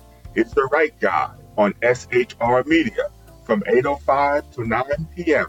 Monday through Friday. And if on the rare occasion I am ever wrong, I will still always be right. The right guy on SHR Media. This is Sam on SHR Media. You can listen to my new show starting on Tuesdays in January. Get my perspective on national politics, a conservative's perspective on California politics, the latest in the war on terror, all of that and a lot more here on Tuesdays at SHR Media. And don't forget to follow me on Twitter at Sam_SHR Media. When dirty politicians, shadow governments, and deceptive Islam blind the world with fake stream media smoke, their only fear is one man with a cane. I'm Dave Milner. Join me through shrmedia.com, highplainstalkradio.com, and the Western Free Radio Network at Spreaker, YouTube, and iTunes for a different perspective weekly on the Unpleasant Blind Guy. And catch me on Jeff Mitchell's EDL Radio on blogtalkradio.com. There's no surrender ever. Because truth is not always pleasant. Hey, this is Michael Wright. And I'm Shannon Wright. Join us for The Right Way with Shannon and Mike, Monday through Thursday from 7 to 9 a.m. right here on SHR Media. Why are they joining us? For fun things like sports, politics. Oh, maybe some news and entertainment? And all kinds of other things. Money and recipes and events, all kinds of stuff. Yeah, so join us Monday through Thursday, 7 to 9 a.m. here on shrmedia.com. Broadcasting behind enemy lines in occupied California, a mere 2 miles from the state capital, the bloviating Zeppelin's Berserk Bobcat Saloon radio show can be heard every Tuesday and Thursday night at 8 p.m. Pacific and 11 p.m. Eastern, only on the SHR Media Network. Go to shrmedia.com to listen. You can also watch on the SHR Media Facebook page and the SHR Media YouTube channel. No goldfish were abused in the making of this ad. Hey, it's Sean from the Sackheads Radio Show. Hey, it's Sean from the Sackheads Radio Show. And Sackheads BZ. Wait, I'm Sean.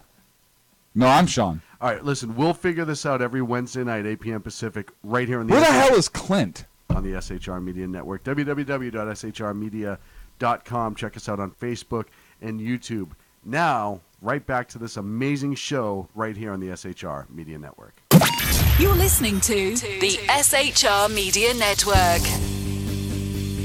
Ladies and gentlemen, boys and girls, children of all ages, this is the final segment of the bloviating Zeppelin's Berserk Bobcat Saloon radio show, live and direct from the SHR Media Studios, broadcasting behind enemy lines in occupied California, 2 miles from the veritable belly of the beast, the Bill Mill, the capital of Sacramento, California, the locus of evil, where on a good night or a bad night, depending upon how you feel about it, the stench of odoriferous brimstone and sulfur wafts over the entire city in its evil, evil form. I've been chatting in the chat room with Whiskey Dale, and thank you for being there.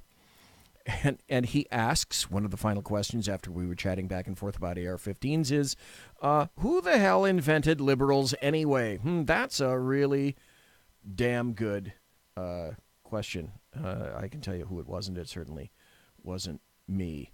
I'm going to go back to the article because after I get through with this article, there's another one that came out just recently in rebuttal of this past Monday's issuance of a proclamation by the Council of Deerfield, Illinois. The authors of the legislation claim that the law may increase the public's sense of safety, notwithstanding potential objections regarding the availability of alternate weaponry or the enforceability of such a ban. Stop.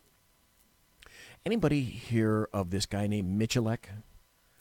About how he's a revolver shooter and with training, and he's not a young guy. He was in his 50s when he happened to kick off this record. He had an 8-shot revolver and happened to put 2 speed loaders through a target, a metal target, accurately in about 2.8 seconds. That's 24 rounds, by the way. I just thought I'd tell you that. If you go to YouTube, you can watch that video. The man is unearthly. That's all I can say about that. But, hey, you know, if you decide you want to take all the semi-autos away, guess what people are going to be training on? That's right, revolvers.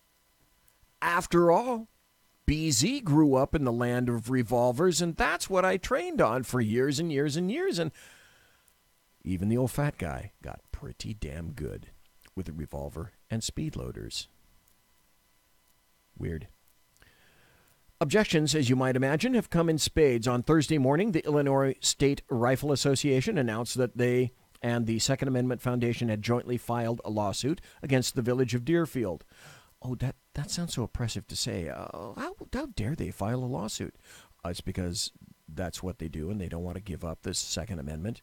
And a lawsuit should have been filed. There should be an assload of lawsuits being laid at the desks of anybody in any kind of a supervisory capacity in the City Council of Deerfield, Illinois. Just saying. They are blatantly violating state law, and they're violating the Second Amendment. Facts and evidence, says Richard Pearson, executive director of the Illinois State Rifle Association. He told CNN the ISRA has been receiving waves of calls from people upset over the ban and is confident the ISRA's legal challenge will prevail. And that's true. Every law-abiding villager of Deerfield has the right to protect themselves, their homes, and their loved ones with the firearm that best suits their needs. And it's no business of the supervisors or the city council of Deerfield. And let's get into the meat of the matter just for a second. The term assault rifle is in and of itself highly contentious, and no discussion of such a ban would be complete without such clarification. Since the expiration of the federal assault weapons ban in 2004, and I'm going to get into this. There are 2 posts that I've been in the process of writing for about a month now. One is about the Second Amendment and what's happening with regard to that, because gun confiscation is the ultimate goal, and any leftist who says that it isn't is a lying sack of shit, and they're lying to you right to your face, because that's the ultimate goal. The second one that I've been posting is California is Insane. I've got tons of articles about this. The Second Amendment blog piece is probably coming out first because, again, there are so many examples of, just be honest, I value honesty and clarity. Leftists, Democrats, American media maggots, just say that you want what you want. Gun confiscation. It's what you want, period. End of statement. And the facts about the assault rifle ban that Clinton installed in 1994, right after that happened, gun crime went up. BZ, how do you know? Oh, because I was working robbery and homicide and had an last load of cases coming across my desk every day because I happen to be operating as a detective in a major department on the left coast working gun crime. oh, wait, I thought that weapons ban, the crime was going to plummet precipitously. No, bullshit alert. It did not. It went up. Imagine that. But that's a story for another day. I just don't have the time to go into it. Deerfield's ordinance sets its own extensive definition of the term. In short, its version of an assault weapon is a semi-automatic rifle that has the capacity to accept a large capacity magazine, detachable or otherwise. There are other aspects, including rifle additions and types of magazines. Like I said, it's all about the appurtenances and how scary looking they appear on the rifle. If it's black, if it's scary looking, if it has a pokey thing on it. Well, we have to ban it because that just can't be. As defined by the Village, the term also includes semi-automatic pistols, semi-automatic shotguns, conversion kits, and any shotgun with a revolving cylinder. So what do they want you to do with it? And they also provide what at least CNN has the guts to say is an open-ended list of firearms models. It obviously includes the AR-15, its variants, which have been used in an overwhelming type of blah, blah, blah, blah, blah, blah, blah, blah, blah, blah, blah, blah. Well, let's continue with this, because this article, again, with the audio that you just heard where the reporter didn't go into much detail at all, but they were, as she was doing it, both she and the other host were absolutely breathless about what was going on. That was a piece of shit article about a piece of shit subject. The information just wasn't there. But it served their meme. It served their purpose. It served their bias, because that's all CNN has. When you don't have facts, you go for the emo. You go for the emotive, because people of weak minds and weak wills go for the emo. They go for the emotive. I said it on Jeff Dunnett's show on Wednesday. And I think I've said it here before, and I may as well say it again. This is BZ getting all kinds of hot and judgmental. I'm not giving up my guns. I don't know how much more plain or clear I can be. I'm not giving up my guns for infants. I'm not giving up my guns for young children. I'm not giving up my guns for students. I'm not giving my guns up for adolescents. I'm not giving up my guns for young kids of any melanin count.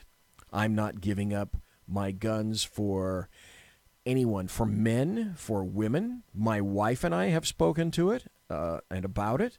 I'm not giving up my guns for her. If I'm killed, if she's killed, we've both said, because I have faced down firearms myself, just like Ronald Reagan, just like other people. If bad things happen, it's just because the firearm is just a tool. And we both agree that if I'm killed with a gun, if she's killed with a gun, that was a terrible thing that happened that day. But I'm not going to go all 210 over 190 and decide that all of a sudden, because of me, the Second Amendment, who's here for tyranny and the suppression of any potential tyranny in the United States, and you're a moron if you think it can't happen here. Because, it's never happened anywhere else around the world. In the United States, we've never interned people here in the United States because the government didn't agree in times of war, let's say, about certain personnel. Oh, that's right. We interned the Japanese during World War II.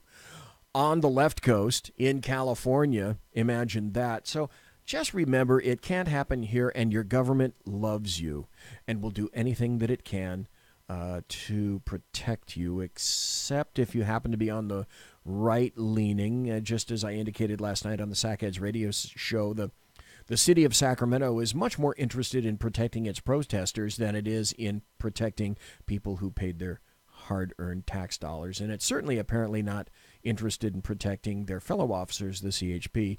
That's a story for another day. So let's see. If more and more the trend is that police departments, because of political correctness, are less and less interested in protecting you, the American citizen, the person who is paying the taxes in whatever venue or agency that is, if they're not going to protect you, Who's going to protect you? A bad dog? Sunspots, tidal pull, prevailing prairie winds. What? Mikhail, what? Who's ultimately responsible for your own defense? And the answer is you are. So in the absence of cogent police response or timely or applicable police response to a criminal, how do you protect yourself if you are completely unarmed? Said it before, going to say it again to all those people who fervently believe that all criminals are good and that there's some good in them. I ask you, I plead for you, if you don't have a vagina or a scrotum amongst you, take a big sign, put it in front of your house that says no firearms in this residence.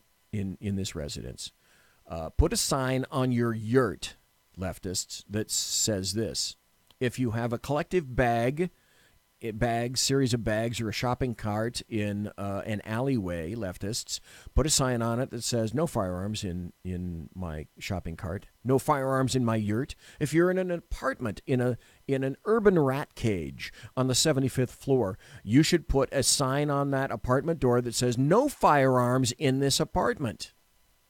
And if you have a building, if you leftists, if you own it yourselves, you should have a big sign on that apartment building itself that says no firearms in this apartment building. Hey, put up or shut up, okay?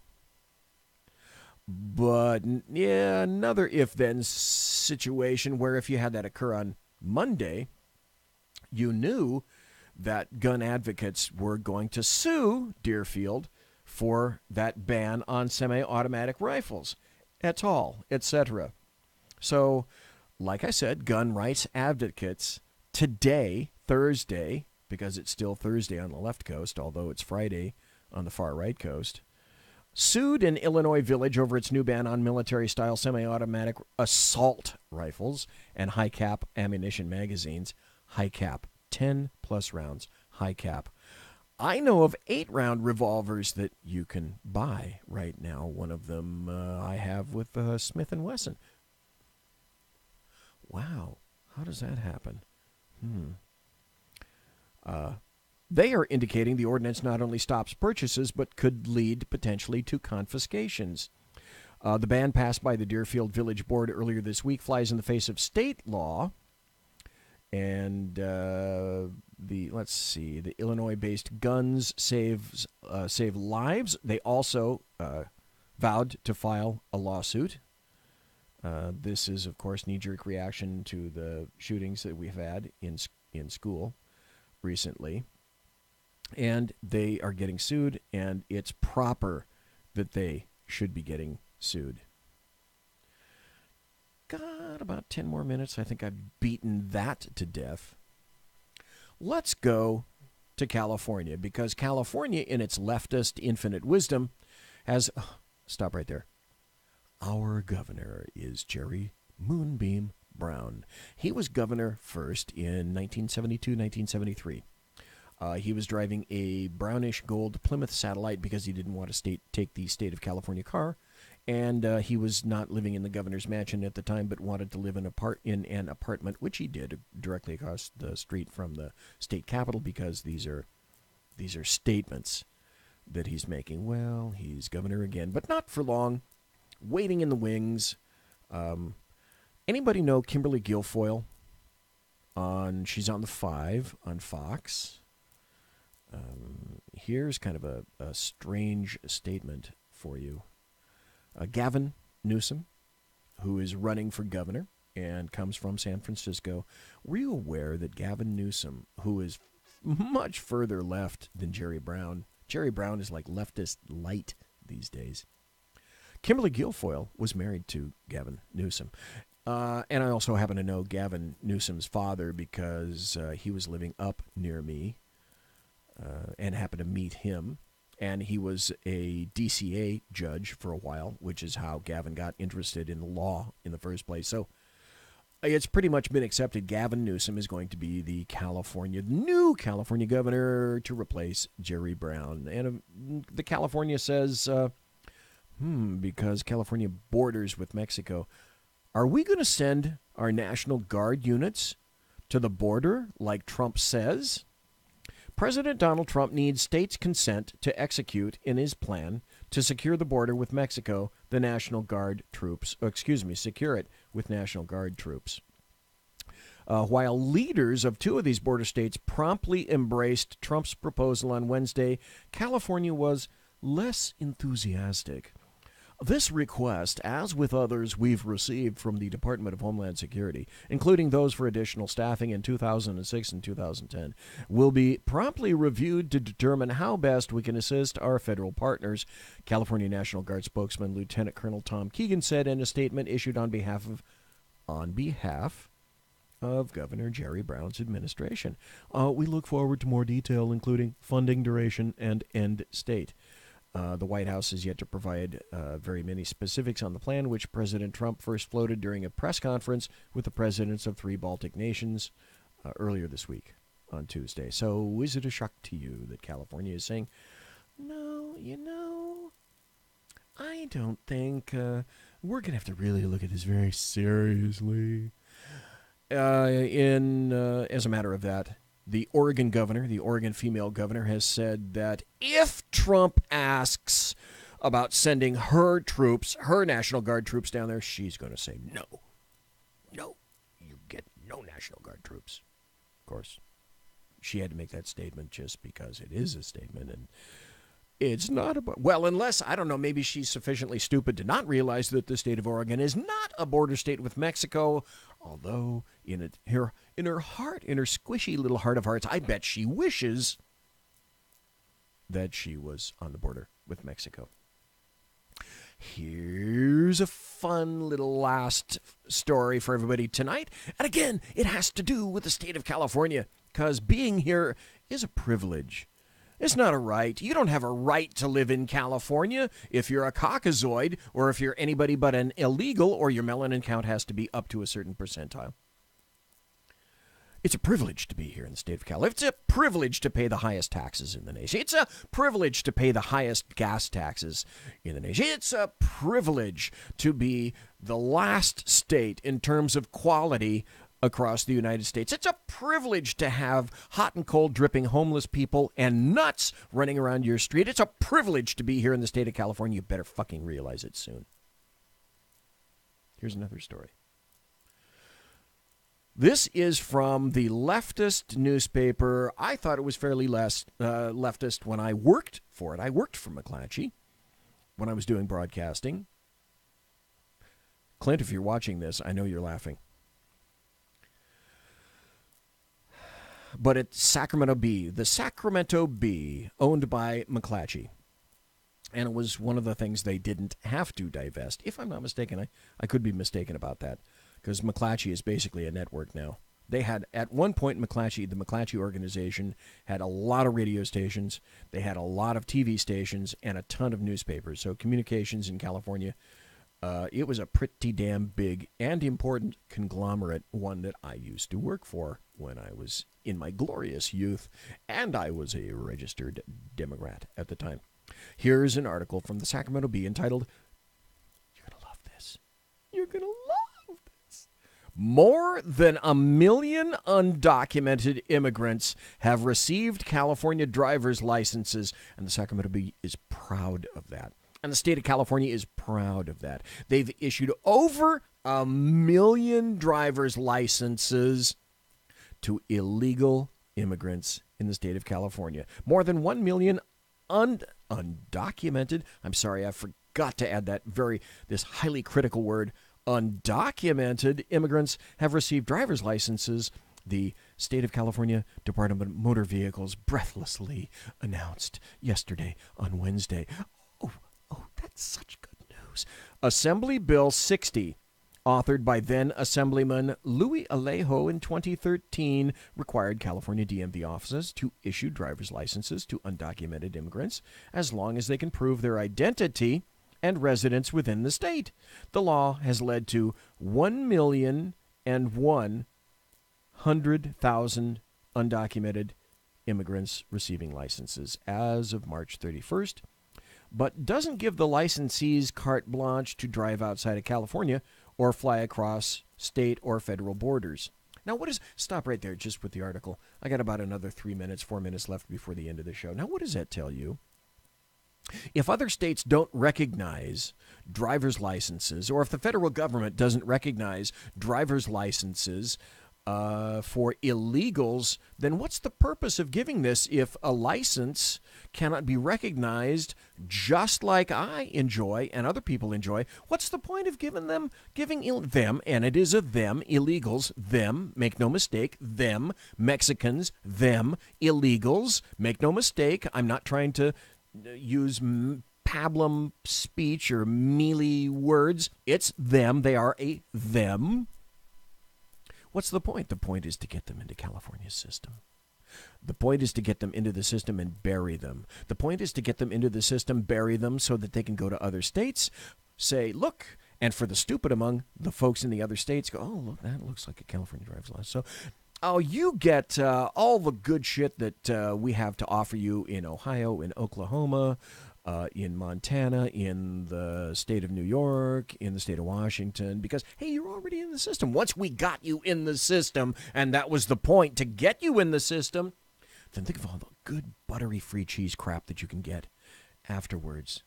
And boy, you can. Immigrants are getting tested, licensed, and insured. I'm certain they're getting insurance. Don't you feel confident, don't you, that illegal Mexicans et al. They're going out of their way to go to any insurance office and say, I'm an illegal, but I want to do, because I already obey laws so well because I'm an illegal, I want to continue obeying laws, and that's their motivation for going to insurance offices to get insurance when they drive, because they're such great obeyers of the law. In any event, it goes without saying. Does it not? And this is making our roads safer for everyone, says Alejo, now a Monterey County supervisor, in a prepared statement today. We see the law working the way it was intended to and has dramatically improved the lives of 1 million immigrants and their families.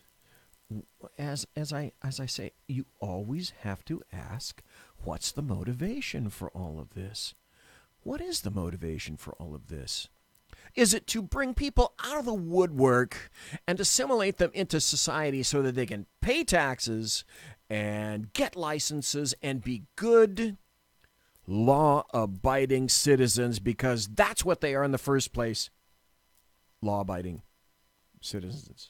And we have no interest whatsoever as the state of California to making sure that we can screw over the system so that we can get more votes just for the leftists, Democrats, and the American media maggots all across the fruited plain, right? Monsieur has been locked! Right.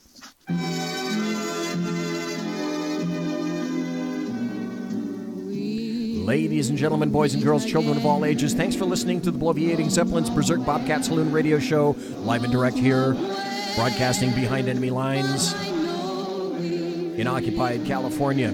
If you want to contact me, you can go to my blog, bloviatingzeppelin.net. I am on Twitter at BZEP, BZEP. You can send me nastygrams, bz at shrmedia.com. My original intro music is by Possessed Tranquility. You can find them on ReverbNation.com. And my promotional consideration is by Lockheed Martin Skunk Works, the Boeing Corporation. If it ain't Boeing, I ain't going. And of course, Fine Engines, Pratt & Whitney, makers of propellers and Fine Engines thrust. You can trust.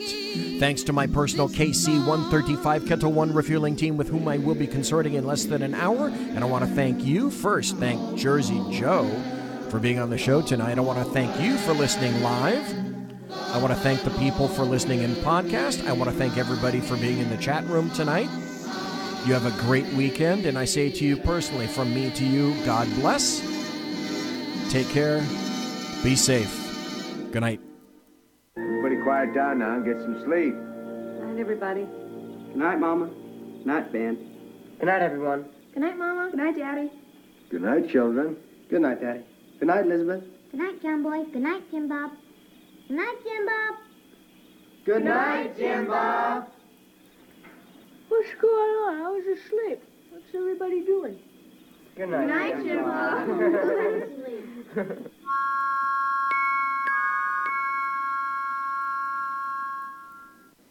Good night, and good luck.